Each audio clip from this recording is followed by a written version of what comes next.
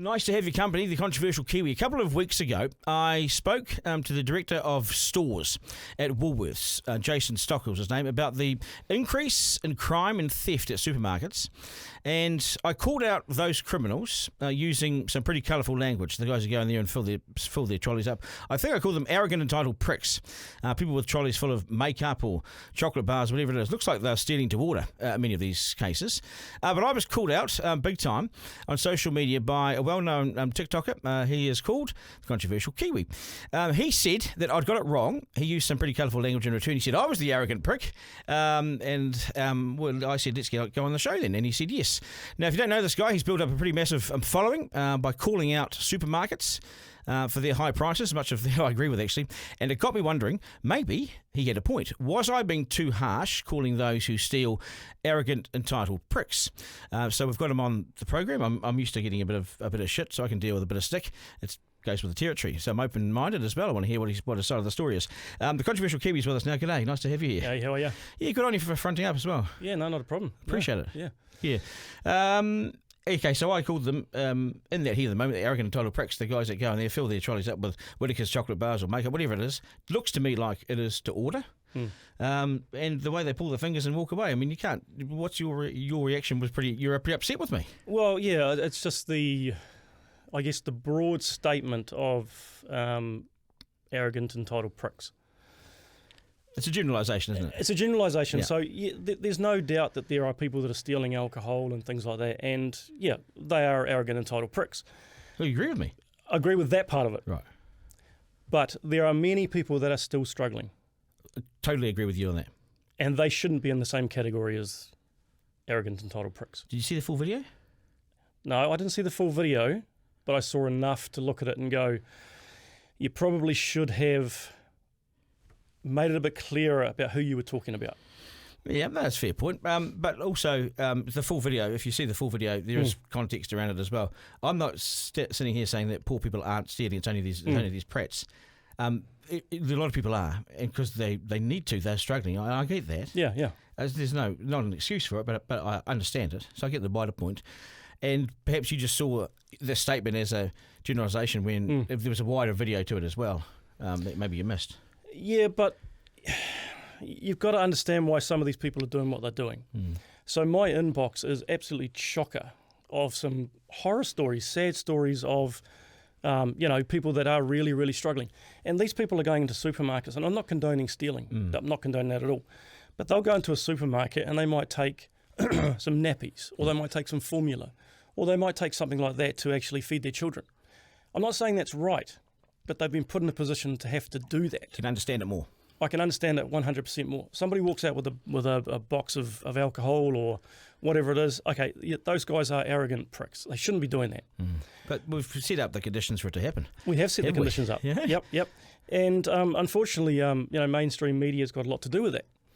In what way? I do a lot of stats. So if you look at, I'll give you an example. So it's just come out recently that a 0.3% reduction in your average groceries and 16.1% in your fruit and vegetables. Okay. Now, I did a shop on the 22nd of June 2022, so 2 years ago, $182.44 at New World.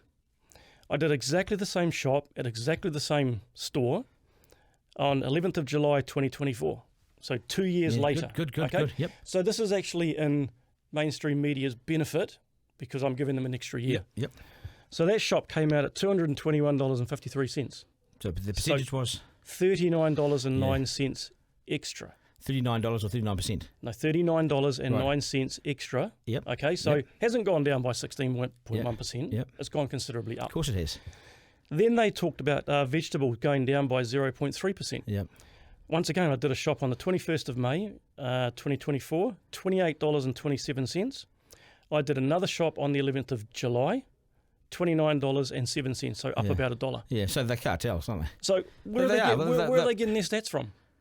Oh, stats are made to be. Well, because your stats are real, right? Because your stats are real. So your stats are at the supermarket. My stats are real. Yeah, they're at the supermarket till. Yep. You can't deny that. Yep. Well, you're saying that we should be trusting the supermarkets? No, I'm not saying. No. The supermarkets are price gouging and ripping off like you wouldn't believe. Yeah, well, yeah, and I've never disagreed with that either. No, but what I'm saying is that mainstream media are not helping. Mainstream media are making it sound like. Well, that's a generalisation too, though, isn't it? Well, it's true. Okay, so Mike Hoskins. Oh, hey, do not make me responsible for him, mate. Come on. Hey, that's not fair. I'm going to give you an example. Okay? So Mike Hoskins I'm responsible for him. Okay, no, go. You're not. Yeah, go. So on the 8th of May, Mike Hoskins was talking about outstanding growing conditions and flying down to the consumers, and there was better buying power and all the rest of it. So the 9th of May, I went out and I did a shop. It cost me $21.91. This is this year. 12 days later, on the 21st of May, I returned and I did exactly the same shop at exactly the same store. $25.18, so up $4. So how can they be quoting that there's outstanding growing conditions, flowing down to consumers, and it's gone up in 12 days? Yeah. Maybe the savings haven't yet been passed on, as Mike might say. Well, I'd say they haven't been passed on. They haven't at all, no. But nothing gets cheaper, right? Well, nothing gets cheaper. You tell me one item that gets cheaper. You must hear some stories from people who can get in touch with you, some horror stories. Oh, some shocking stories. I mean, nappies have gone up, formula's gone up. You go in and you look, go into New World, for example, and you look at the club deals. I don't use club cards. I think they're a rort. Yep. You go into the... Why do you go to Pick and Save if you're looking for cheap stuff? Well, I do all of them. Yeah, so I go all three and I do a comparisons. Right, okay. Yep. So Pack and Save continuously comes out cheaper. Oh, it's the best. In terms of price, yep, easily the best. Yeah, well, you don't need club cards there either. So what you spend is what you get. Correct, yeah. They're actually, by a long shot, they're cheaper. Oh, a long way. Yeah. A long way. Yeah. Countdown's actually the most expensive supermarket now in New Zealand. It's not even a New Zealand supermarket. We've got to pay for the rebrand somehow. Well, we do $400 million, a bit of a kick in the arse, isn't it? I watched the interview with Jason Stockill, and it pissed me off a little bit. Yeah. They talk about losses. He didn't give you the figures. No, but I take it it's in the hundreds of millions. No, it's not. It's 10 to 30 million. 10 to 30. 10 to 30 million. And where do those figures come from? Okay, now he didn't give you the exact figures because he can't quantify what that's made up of. He said tens, didn't he? He said tens to me. Yeah, but that could be made up of the self-service checkouts, incorrect, putting in the codes incorrectly. It could be wastage, could be direct thefts, could be a lot of things. He didn't give you those figures. No. Because he didn't know them. No. So how does he know it's in the tens then? They don't know. They don't know. They've made it up. That's why they make it up. They don't know. Yeah. But they know there's a considerable loss. Well, there's a considerable loss, but you've got to remember that, the profits that they're making as well. Brad Banducci, who's the outgoing CEO, $2.6 million is topped up to $8.4 million. And that consists of short and long-term bonuses, which relates to profit within the supermarket. Progressive. Look at the head of Discovery Television. Yeah. $260 million US. Yep. And they closed down the news hub. So you take it, we started there. Exactly. I think you find that we agree on all of this stuff. Oh, 100%, yeah. But does that cost get passed on to the consumer? So there's the cost of stolen items. Does it get passed on? Well, they're covered under insurance. Yeah. So, you could look at it and say, well, they're increasing the prices to cover that, to cover their insurance premiums. But at the end of the day, the costs or the information that we're hearing out there about the economy's coming right and inflation's coming down, it's just simply not true. You see, I looked at the security and the surveillance that goes on in the supermarkets, and there's a big New Zealand firm that does it called Aura, and don't get me started on that. Yeah. So we've got you started on that. We'll finish you on this one first. Yeah. And so they got involved in. There was a lot of nappies going missing out of a supermarket, so they tracked it. And they ended up tracking it back to someone's house who had a container at the back and he was filling it with nappies to export. That's an arrogant, entitled prick. 100%. But what I'm saying is that you can't put everybody in that category. Yeah, I think that you thought I was putting everyone in that category. Maybe. Well, I think everybody thought that. Well, read the comments. Yeah. Well, that's not what I meant. No, I know, and that's why I wanted to come on and clear it up. It was that there are people struggling in New Zealand. Oh well, shit! I mean, we know that. I mean, there's people that message me and they've got two incomes. They're on good income. They struggle to pay their rent. They struggle to pay their mortgage. They can't buy food. They absolutely struggle. So do you think stealing's justified then? No, stealing is never justified. I mean, I don't. So what's your suggestion to them how to get around it? Well, let's look at the supermarkets for one. Let's start passing those costs back down to the consumer, which is what they're supposed to be doing. Now, they're not doing that. I went and did another shop last week, and I went into New World, And I did that comparison actually that I did there, which I should have mentioned, 221. That was on their red ticket label. So their, what do they call those labels? The best buys or whatever they are? It's all the puffery and the marketing around it too. I mean, the supermarkets, you don't need them to be as flash as they are. No. You don't need them to be the way it's marketed the way it is. No. No, I mean, you look at club cards, for example. People go and use their club cards. They think they're getting a discount, but it's enticing them into the store to buy more. Now, I've done comparisons with club cards as well, and I've done a shop with a club card at New World. Do they work? No, they don't work, because I did exactly the same shop at Pack I and don't Save. do any of these because I don't trust them. No, I did exactly the same shop at Pack and Save, and it was cheaper at Pack and Save with no club card. With no club card. Well, their club card's a permanent club card. It's just inbuilt in the pricing. Is this? Yeah. Yet these are the same companies that own these different stores. Well, I mean, Foodstuffs obviously own New World and New World, Pack and Save and Foursquare. So they own the top end and the bottom end. Yep, and then obviously Countdown is Progressive, which is Australian owned. So they're buying the same products, you would think. They have the same buying power, so the same products go into the supermarkets, but one's priced differently to the other. Well, New World have slightly different buying power because Pack and Save have the buying power of a pallet, whereas New World have a slightly less buying power. So that's why they're increased slightly, but not to the tune of $30 or $40 per shop. What about security guards who don't have any powers at all? They stand there and they sort of direct the traffic as they're stealing the stuff. They direct them as they go out. What do you think should happen there? Well, security guards have no power at all. No. They have no powers to arrest. They have no powers to detain. They have no powers at all. They don't. They watch. They have watching, observing powers. And I would encourage any security guard that's told by a supermarket to detain someone, don't do it. They can be sued for it. Well, they don't do it. Well, some of them do. I've seen footage. Who does it? Well, I've seen footage on TikTok, for example, where some securities have done it. Oh, supermarkets, outside supermarkets, outside the warehouse. Well, no, but outside supermarkets? Yep. Because my understanding of the policy is don't touch them at all. No, but they do, and they could be sued for it. So if a security guard tries to detain you and you tell them to let you go, they have to let you go. They've got no legal powers. So the security guards are in a no-win situation, really. They've got no powers to do anything and they can't do their job. Do you think they should have powers? 100%. They should have powers of arrest? They should have more powers than what they have now. What's the bloody point otherwise? There's no point at all. My view is that you're wasting your money. The supermarkets are wasting their money having those guys at the front door. It's just a complete waste of money. Yeah. Because they are merely ornamental.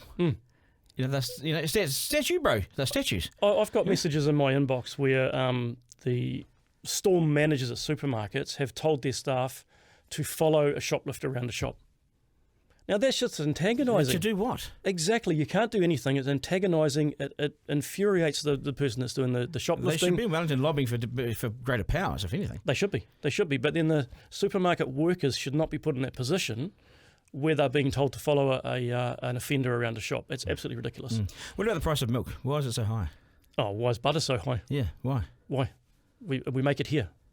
We do make it here, but it's international pricing, isn't it? Oh, 100%. So where's the social dividend for this? You say, so we put up with farming, right? What's the social benefit, or where's the benefit to New Zealanders? Well, they make high prices? Well, they make more money offshore, don't they? Yeah, so it's set at the high price. Yeah, exactly. So where's the benefit, though, to the New Zealand consumer of having a world-class farming outfit? Well, there is no benefit. There's no benefit to the New Zealand consumer at all at the moment. And this is why you're seeing increased shoplifting. Have you heard this? Fonterra, with their milk production, New Zealanders consume 5% of Fonterra's milk. 5%, 95% goes elsewhere. Given that, you could almost say Fonterra could give it to us for free, forever, and not be affected by the profit margin much at all. 5% of the market's us. 5%. You'd think that would get a bit of deal. Well, you tell me why the warehouse can sell milk and eggs cheaper than what the supermarkets can. So the warehouse don't have the buying power that the supermarkets do. Yeah. But they can still sell it cheaper. I think we're on the same page, aren't we? It's simple greed. It's as simple as that. Well, what do you put this down? I think maybe we got a bit of our lines crossed, and maybe I think we're on the same page. Eh? Well, I think we're on the same page to a certain point, but you say that those guys that are stealing to order are arrogant and total pricks. So we're on the same camp there. Yep, 100%. I agree with you that there is a huge need, and I can understand why people do it. It's not right, but they do it. Yep. And on pricing, well, we're on the same page there. I mean, these guys have got especially during COVID, they're the only ones that had their doors open. Well, the same. They have screwed people. Well, hotels, motels, same thing. Yeah, they made a killing through COVID. Well, the Motel Millionaire happened overnight. A killing. Yeah, killing. Yeah. So, You know, I mean, as I say, my inbox is just full of people. I'm not just talking. I'm talking about everybody: police officers, nurses, firefighters, general public. I've got some stories about the police. I've got some stories about the police officers today, later on in the show, because I've spent some time on the weekend with a police officer, and boy, if you think it's bad, wait till I tell you the truth. Yeah. It is shocking. Well, I mean, people have said in the comments about food banks, you can go to a food bank. The food banks are struggling too. The food banks cannot keep up. Yeah. So the only, I mean, you look at the profits that the supermarkets are making. Look at the salaries that they're getting paid. I mean, I'm going to give you an example. Well, the salaries aren't that great if you're working on the shop floor. Well, no, the workers, no. There's a massive difference. No, definitely not.